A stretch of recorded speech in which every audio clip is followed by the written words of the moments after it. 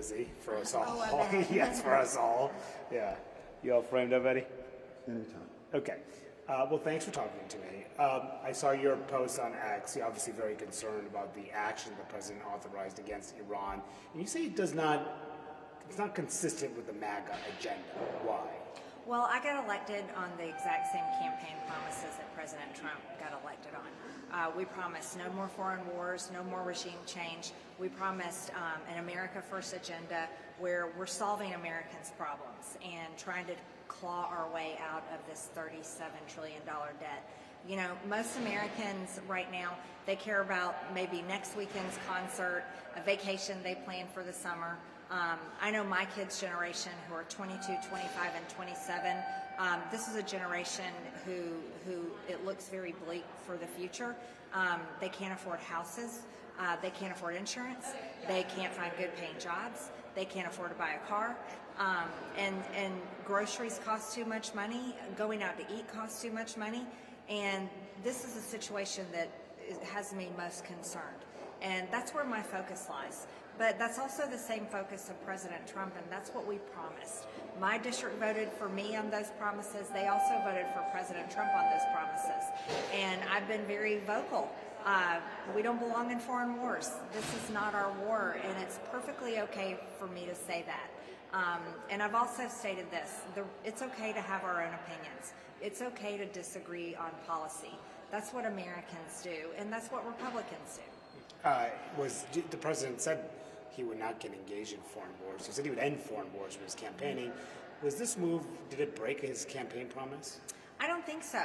As a matter of fact, I think what we just saw develop today, where Iran had a response, an attack on the base in Qatar, I think, and we saw President Trump's measured response, and his message on Truth Social is exactly the same messaging that we elected him for. He wants peace. He wants this to end, and he's going to urge Israel that it's time to end. And it absolutely is time to end. All the wars need to end. What's happening in Gaza needs to end. The attack on Iran needs to end. The war between Ukraine and Russia needs to end. All of these conflicts around the world need to end, because the only people they hurt are the people in those countries. And it also hurts the ability for great countries to have great trade deals. And that has an effect on Americans as well. When you hear Republicans, including in the White House, say that this needed to be done to stop Iran from developing a nuclear weapon, because that could threaten America, what do you say to them when they're warning that if you guys didn't act, if the U.S. didn't act now, it would lead to more danger to Americans? Well, I have to preface with first, we haven't had a classified briefing yet. We're supposed to get one tomorrow, and I haven't been in a skiff and seen the information. But I will say this, we have been told these things over and over and over again for decades. We were told there was weapons of mass destruction in Iraq, and there wasn't. And thousands of Americans were killed there, and thousands of Iraqis were killed. Many people were killed. We have people suffering today with terrible PTSD and lifelong injuries from these wars that we should have never gotten involved in. They were pointless. And so many Americans are very wary when all of a sudden the news comes on and it starts saying why we're attacking a country, when most Americans are walking around, they're not thinking about Iran. They're not worried about a Houthi, and they don't even know what a Houthi looks like. They're not worried about what Russia is doing. They're very much focused on their American life and their American problems. And that's exactly what they should be focused on. And I think it's important to have this dialogue. It's critically important. We're $37 trillion in debt, and we have a lot of problems to fix, and that's what I want to focus on. So it sounds like you're pretty skeptical about the claim that the U.S. was facing an imminent threat. Again, we haven't had the classified briefing yet. Should there have been a vote in Congress before Trump took this action? There wasn't a vote for Barack Obama before he bombed Libya and Syria and Iraq. There wasn't a vote for President Bush's many bombings and major war front. So no, the president by law can lead. He's the commander-in-chief. So you're okay. You're fine with Congress not voting here? I think, constitutionally, after 60 days, it is something Congress needs to look at. But let's be realistic. Congress isn't very good at doing very many things, Manu, and that's the truth. And here we are, we're fighting over certain parts of the big, beautiful bill and trying to get an appropriations budget passed. So I don't know what a vote would look like here in Congress. I think President Trump is the leader. He is the president. He's the commander-in-chief, and I support him. And just big picture, do you think this alienates the MAGA base at all? You speak to the MAGA base a lot. Forbes, you are part of the MAGA base. Yes. Does this move, you think, alienate the MAGA base? I think what you're seeing is a very big divide in the MAGA base, and I think that's also something important to talk about, and I think it's generational. My parents' generation are baby boomers. The baby boomers get their news, they get it on television.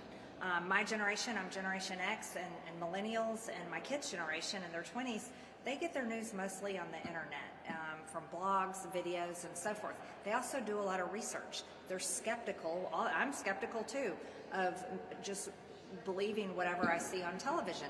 And Americans feel that way. We've been lied to too many times, and I think it's right to be skeptical. But I think you're seeing a major divide in Republican voters. Now, I'll argue that my position would become more popular. I was one of the first people that was completely against the Ukraine-Russia war. I refused to fund any of it. I voted no to all of that. I was in the very, very tiny minority in the beginning, and now my voice, my opinion, and what I said about that war is actually the majority of opinion for Americans. If this war were to continue and we were to sadly see American troops coming home on flag-draped coffins, I think you would see Americans totally saying the same thing I'm saying. I hope that never happens. Again, I think President Trump has us on a path to peace, and I think that's what he's working on, and I hope Israel does the same thing. Do you worry politically the divide here could hurt Republicans in the midterms? I hope not. But I'll say this, I think Republicans need to earn Americans' votes.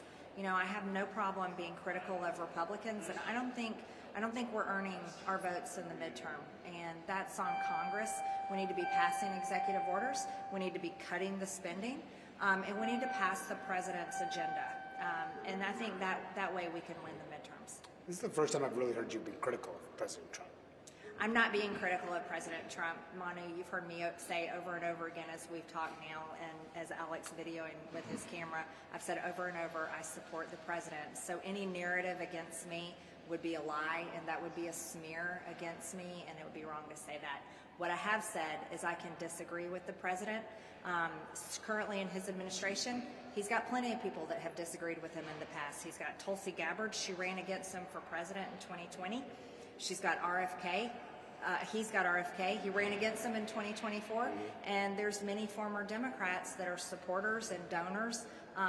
But that's what MAGA is. It's a collection of Americans that have come together and say America first. You think that? But you think he's listening to the Neocons? I suppose that's sort of what I gathered from their post on that. Oh, I think the Neocons were beating the war drums really hard, and they were all over social media and all over TV. And they've been pushing. They would love to have more foreign wars. That's what they absolutely love. I'm completely against that. I'm unapologetic about saying that. It's okay for me to disagree with President Trump. That's perfectly fine. Democrats right now are out protesting in the streets saying no kings. We settled that in 1776. We handled that. No more kings. President Trump is not a king, and MAGA is not a cult, and I'm entitled to my own opinion. I can support the president at the same time as I say I don't think we should have foreign wars, and I can tell you right now, President Trump doesn't want to stay in a foreign war either. Have you talked to him at all about this last day or two? He's been pretty busy. I appreciate the time. Yeah, all right, you bet. thanks a lot. Thank you. Right, Yeah, we'll see you later. Thanks a lot. Appreciate it.